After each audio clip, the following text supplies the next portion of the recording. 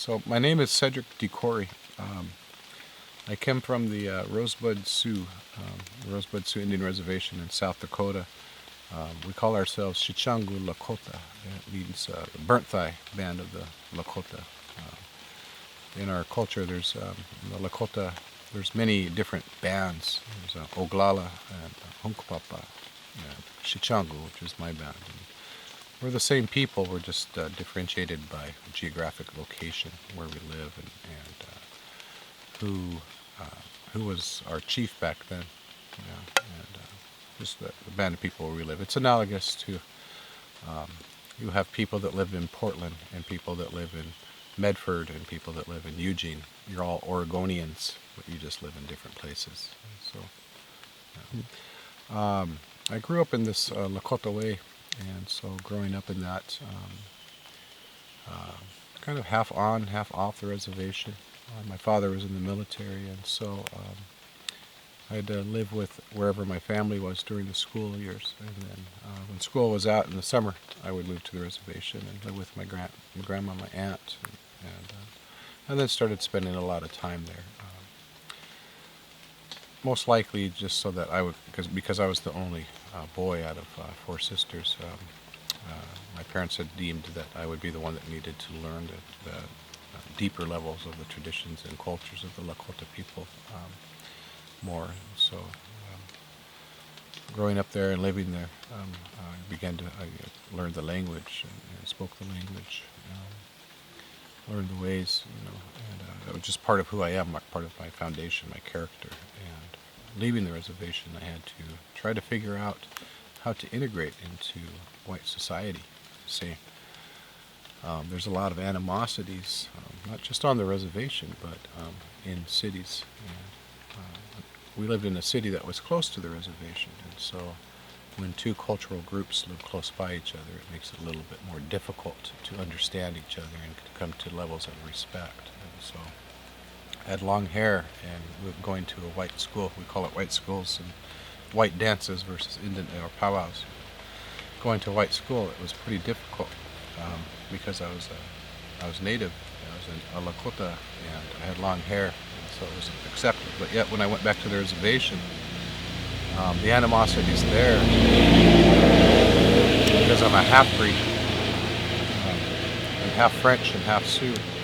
And so there's animosities between the full-bloods and the half-breeds. And then because I lived in the city during the school time, half of the year, there's animosity between urban Indians and reservation Indians. And so I spent most of my childhood in identity crisis, trying to figure out who I was. Yet all that time I knew, and I still do, what my value system is, what my foundation is, and that is the way of the Lakota people, and spirituality. So what are some of the spiritual beliefs of the Lakota people? I guess the best way to explain that would be to talk about the creation story and how everything came to be. You see, we deal a lot more with natural law than we do religion, because I believe that religion is an interpretation of a doctrine. And because we're human, we all have a way to interpret something that we see. If we were to place 1,000 people in front of you and you drop a book on the ground and ask everybody, what does that mean to you? Everybody's interpretation is different. And that's a beautiful thing. But when you talk about religion, that's the same way. It's an interpretation of what something says, what a script says. And as humans, we also need to find validation within ourselves by helping others to believe the same way that we believe. And so taking that interpretation and branching it out to other groups and other peoples, populations, develops religion. Whereas in the Lakota Way, yeah, there's interpretation, but not really. Everything that's around me is alive. How can I interpret that? All the sounds that I hear, how can I interpret that different? This moisture in the air, how could I interpret that any different than anybody else? The sound of lightning, of thunder, well, not the sound of lightning, the sight of lightning and the sound of thunder. We can't interpret that any different. Human emotions and human actions and feelings, the things that we can do and the things that we can't do, our sadness, we can't interpret that any different than anybody else. We all get sad. We all feel love. And we all react to that in different ways. If someone was to say, I hate you, how do you interpret that differently than anybody else? If they mean that, depending on the context. That word hate is just a sound, but it incites an immeasurable feeling, something that you can't feel, that transforms into a physical reaction of being hurt or saddened or mad. And then because of that physical reaction, it turns into tears, it turns into anger, and we project that to people around us. And then they in turn become mad or hurt. And then project that out to 2 more, and then to 4, and to 16, and within an hour you have that one emotion based on a word hate, went all the way around the world, and a lot of people hurt each other because of that. And then you use the word love, and then that does the same thing, and it affects and impacts creation around us. And that's not interpretable. Our presence in creation is just as important as the presence of the tree that white man doesn't see that lives, or a stone. They don't see that that's alive, and that's part of creation. I guess if you look at a tree from underneath, you see that it's in a circle. Or above, it's in a circle. And a lot of people say that that represents, but it doesn't represent, it's what is. It's a circle of life. It represents, or it's part of it, shows, I am Mother Earth, I'm creation, and this is what I am, is in this circle. And that tree is dependent on the earth to live, on its mother to live. And coming from that center of that tree, the strength of that tree, is the center of life, creator. And all the branches that come off of that tree are different nations. And all the sub-branches are different cultures of different nations, and the leaves are different people of different cultures of different nations, all connected to one center, which is connected to one earth, one life. And so we're all part of that same thing. But yet there's more, because beneath the tree, what we don't see, and what Western culture, what non-native people don't take into account, is what's below that tree. It's a whole nother tree, just as big and just as beautiful, that goes the other way. The yin and the yang. And there's a whole nother nation down there underneath this level of dirt. They fight wars, and they birth, and they cry, and they laugh, and they say, I love you, and they say, I hate you. Just like it is a reflection of above and below. You can't interpret that, but people choose not to see that, where life is. Where life is, in the words that we use. Lakota, we say, mitakuya wase. It means all of my relations. And a lot of people have adopted that saying, mitakuya wase. But yet, when they say that, they think, all of my relations, it's animate. My cousins, my brothers, my sisters. My close friends, who I call aunt, uncle, or brother.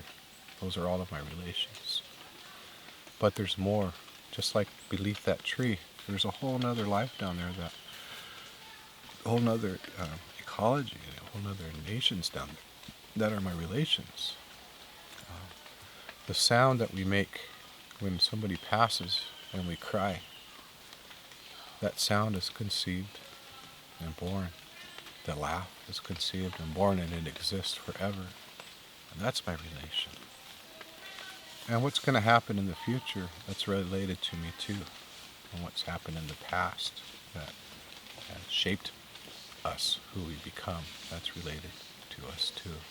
And so in our Lakota creation story, there was just an entity that moved about and this black light, and we call it Yatrokahe. It's the first stone, soft and shapeless.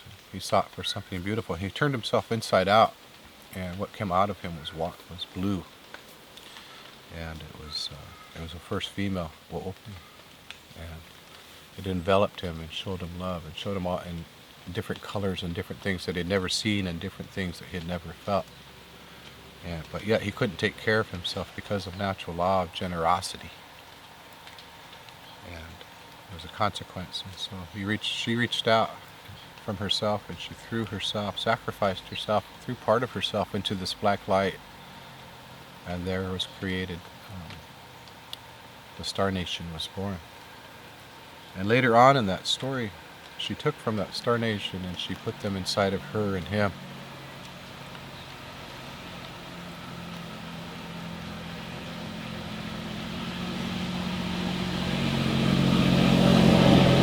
She put those stars inside of them together, and from that,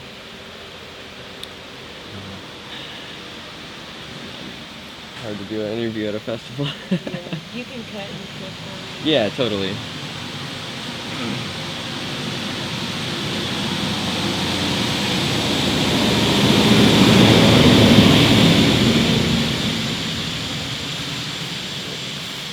when she put those Star Nations, those Star people inside of her, and the male and the female were together.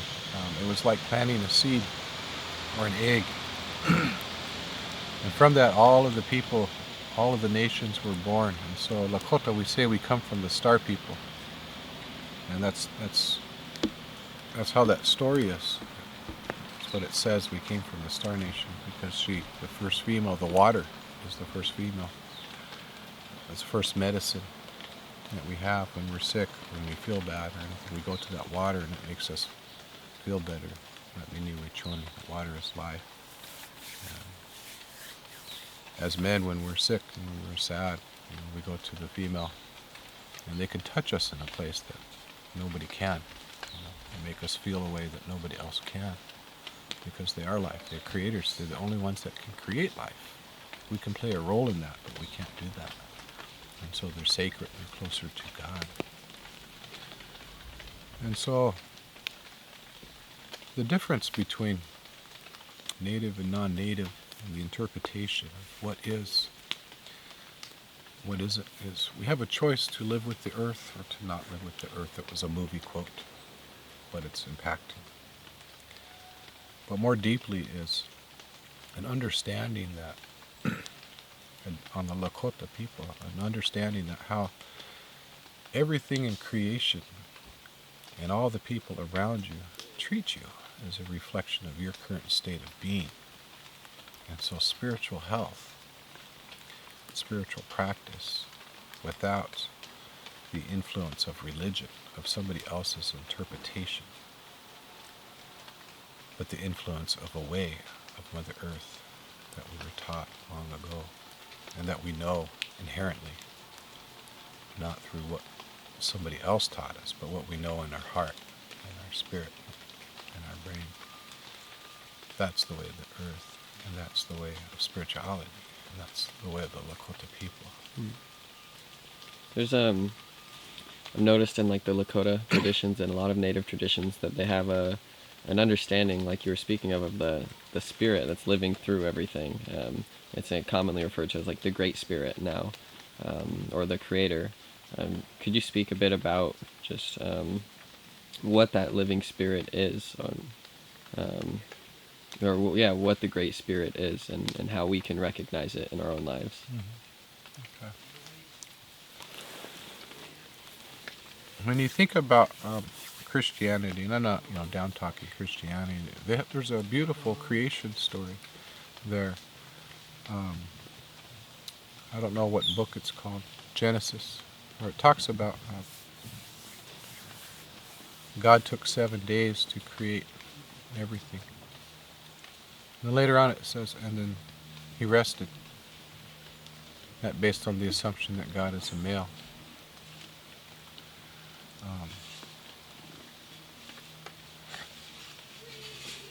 But he took 7 days to create things, and it says later that there's nothing left to create from. And so that begs the question, is the pool with which to create from empty? Or does everything that's going to exist already exist?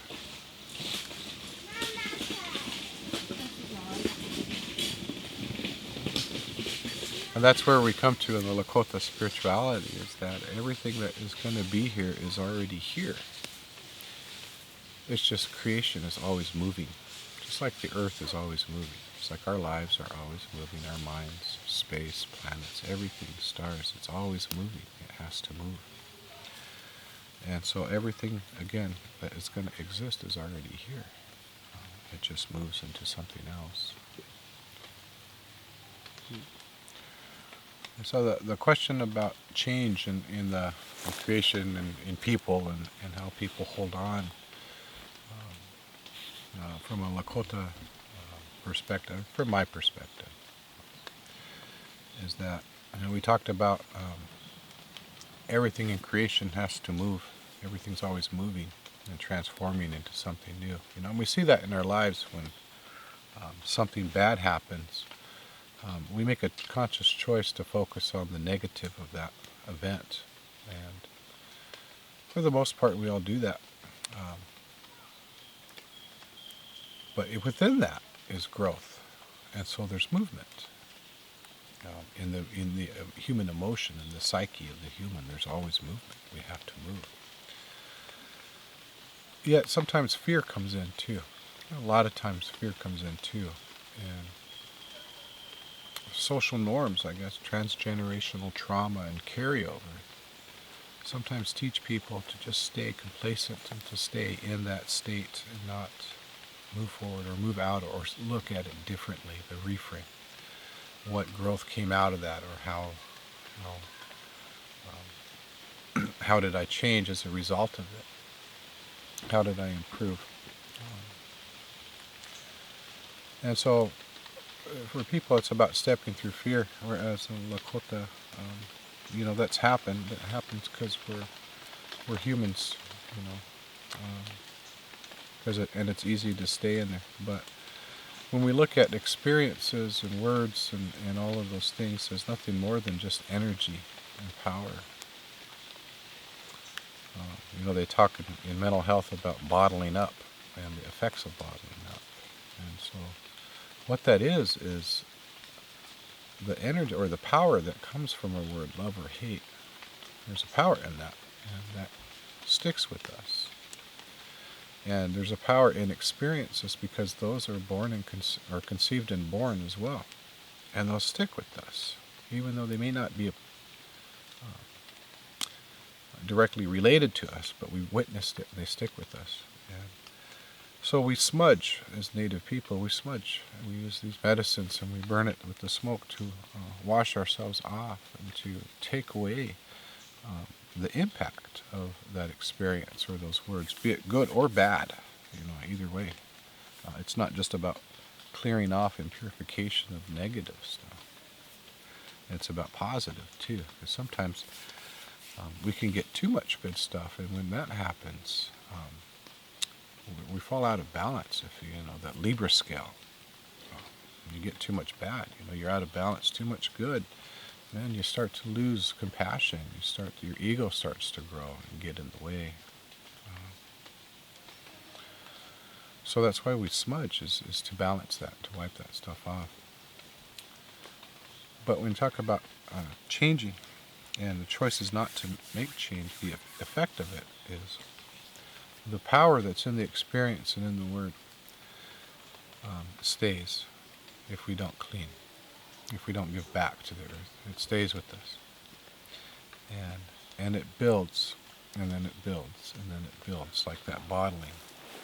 And pretty soon, it's too much power for us to manage. And by nature, as human beings, we want to control ourselves or control our environment. And then when there's too much power, it becomes something we can't control. And so we start to spin the drain, and start to get angry, and start to feel all these other emotions that we really didn't need to feel because we didn't address. but we have to feel it because we didn't address it. And so it becomes too much.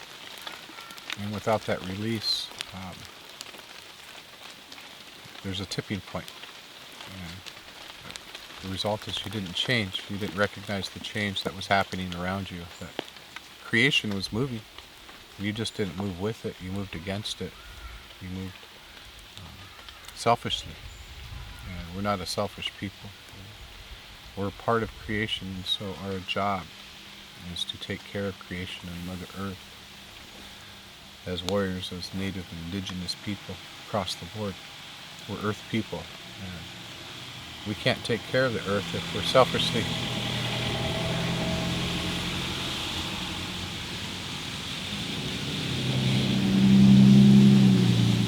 We can't take care of the Earth if we're selfishly only taking care of ourselves. Or not taking care of ourselves. Not taking care of ourselves. Let me rephrase that.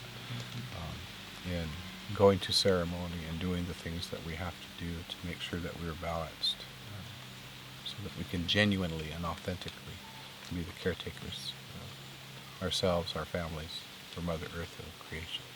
What's the role of ceremony? Like, what does that do for you guys, and what is the purpose behind having ceremony? Yeah. What's the purpose behind ceremonies? Let me start by there's two different types. A lot of people, non-native people, believe that a powwow is a ceremony, and it is a ceremony, but it's a celebratory kind of a ceremony where we gather. There's spirituality involved, there's prayer involved, there's all the things that are involved in that, but it's where we go to laugh and to connect and to compete and to show and feel and see old friends and eat and enjoy and celebrate our culture and our dances and all of that, and song. Yet when we have ceremony, that is more of a focused event on something that happened. It could be an illness or a death, a birth, an annual event to renew vows that were made to be a caretaker of the people. And so the reason we have ceremonies is to mark these events and to step through the things that we need to do that are designed within the ceremony, so that the people can live another year, or so that the focus of the ceremony can occur. If somebody was passing over into the other world, and a ceremony, a passage ceremony, for lack of a better word, was what was requested of the family to help that person pass over, then that's what's done to help that person pass over, and that family feels the healing that it needs to heal. The same with sickness and with birth and with marriage and making, strengthening our vows, our commitments to the people annually through Sundance. Or in the sweat lodge, inipi, what we call it, inipi harapik, is the ability to go in and to purify and to clean and to pray and to talk with the spirit world. It's a doorway into a spirit world, and it's a place to talk to our relatives who have passed on, or to achieve a desired outcome of health, of healing, or something like that. And so,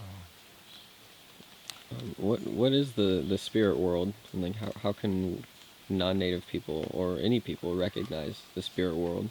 oh yeah, the spirit world. I mean, it's objective into I guess, for lack of a better, what your belief is in that. But for me, for us, it's everything. It's the only thing that differs between now or between here and the spirit world is, in that spirit world, they don't have the physical body, and so we can't see that. I can't see your soul. I can feel your soul. I can hear your words and all of those things. From that's coming from a physical side, our physical presence. But on the spiritual world, I can't see or hear those. And so I have to step into venues where it's easier for us to communicate to each other through our language and through, because the Lakota language is a spiritual language. And so that's the language that we both speak on that spiritual world side and on our side. And so that's just the difference. It's animate versus inanimate. It exists. It's everywhere, and it's in everything.